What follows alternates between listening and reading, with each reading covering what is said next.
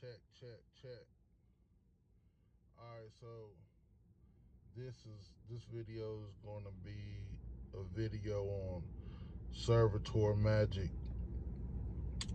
For anyone who's not familiar with the term servitors, I'm gonna read a few pages from this book that's gonna give a general idea of what servitors are and what the magic is all about. Alright, so I'm gonna read it and then go from there. I'm not gonna read it the whole every word for word. I'm gonna skip around a little bit and just try to get straight to the point. Alright, so create with magic. Magic gives you a way to shift the odds, encourage coincidence and wrinkle reality to get the life you want. With servitor magic, you create a spirit that will manifest the life you want to live. With the secrets of practical magic, you create your life according to your true will. In most occult workings, you contact the spirit using rituals and you request help. With servitor magic, you create a spirit yourself with your mind, heart, and soul to serve your deepest needs. The spirit you create is known as a servitor, and it is born of your desire and your will and exists to fulfill your needs. This is the most personal magic imaginable, and when mastered, it can reward you with extreme pleasure, the power to create change, and the ability to attract prosperity in all areas of your life.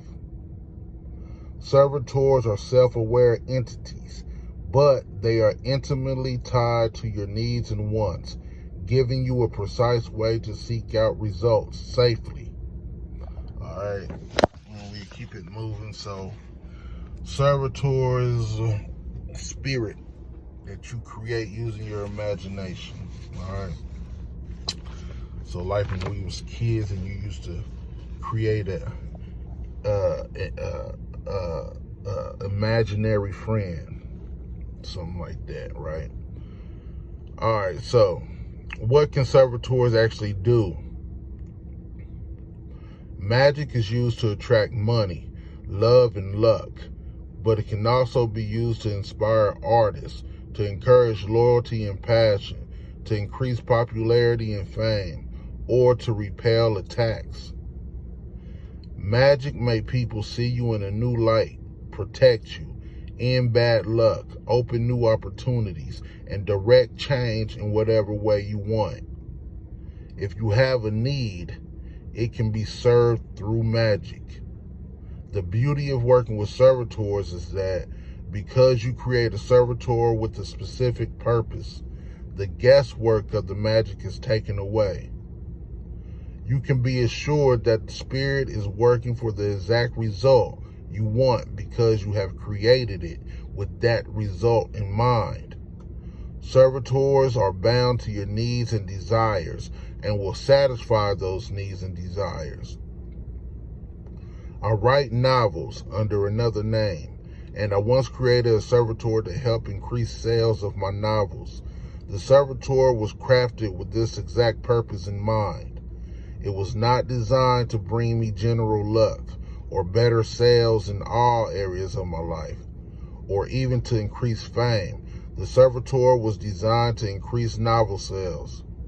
If I had simply designed the servitor to make me a bit wealthier, that servitor would have lacked precision and may not have impacted novel sales. I knew what I wanted, created the appropriate servitor, and the servitor gave me that result. Despite this precision, servitors are also capable of working on general projects. You could, for example, create a servitor to increase beneficial financial opportunities in your life. This is far more general in nature than the previous example, so results will not be as fast or even as obviously noticeable, but you will still get results. Servitors are also capable of growth and change. You may create a servitor to help with sales of your first novel, but then when your second novel comes out, you can change the servitor's tasks to include promotion of the second novel.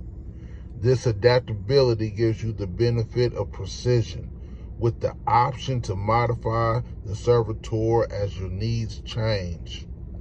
Alright, so I'm not going to keep reading too much about that. We kind of get the idea. You can create a servitor to carry out specific tasks that you want to be carried out. So now I'm going to jump to the fatal flaw. This is a chapter. If you're like me, I'm always concerned with protection and to make sure that I'm safe and to make sure that I'm in control, all right, to an extent. So you might, if the servitor gets out of hand or your spirit runs wild, you know what I'm saying, or betrays you, that's what this chapter here is about. The fatal flaw, all right? The fatal flaw. You can think of the fatal flaw as a specific poison that will kill your servitor. If you follow the other instructions in this book, your servitor will not have the will to live beyond you. However, this volume would not be complete without a description of this technique, which provides a fail-safe should you ever want to ensure that a servitor is immediately destroyed. This means you can dissipate the servitor even if it is housed in a lost object, or if it is reluctant to work with you. A servitor is compelled to hear you when called and cannot ignore the command of the fatal flaw. When creating your servitor, you make it vulnerable to a combination of imagined elements. It's important to use a relatively complex combination of elements, which are presented to the servitor while speaking a fatal word. If you create a servitor that is destroyed by contact with iron, and you accidentally think about iron while summoning your servitor, it would quite genuinely be destroyed. As such, you should determine that the servitor is destroyed by a combination of iron, fire, and sulfur with the word Durandier. So long as you can imagine those three elements in combination, you will be able to destroy your servitor simply by calling on it and imagining those elements and speaking that word. You should not use the same fatal flaw for every servitor. Create a new combination for each servitor. I make a record of the fatal flaw for each new servitor and store it in several secure locations, and then forget about this poison so that it never stirs my imagination when I'm working magic. The process of enshrining the fatal flaw within a servitor will be explained in the conception chapter. At this stage, you only need to decide what word to use along with the combination of elements. Alright, so then all through the book, the author is going to explain step by step how you create your own servitor and how you give it its powers. I mean, all through the book, it's step by step. Talks about how to make the magic safe, programming the servitor with your purpose, giving it specific powers, timing of action. I'm not sure what that chapter is about. The appearance, choosing your appearance. So it's kind of like if you was creating your own Marvel character. You know what I'm saying? Like your own comic book character, and to give it a story and give it powers and shit like that. You know what I'm saying? In layman's terms. So yeah, the whole book, location, like where do you want to house it, where do you want to start. I done magic, like when I first started off, one of the first magics I started doing was creating servitors, and I created these 2 guard dogs.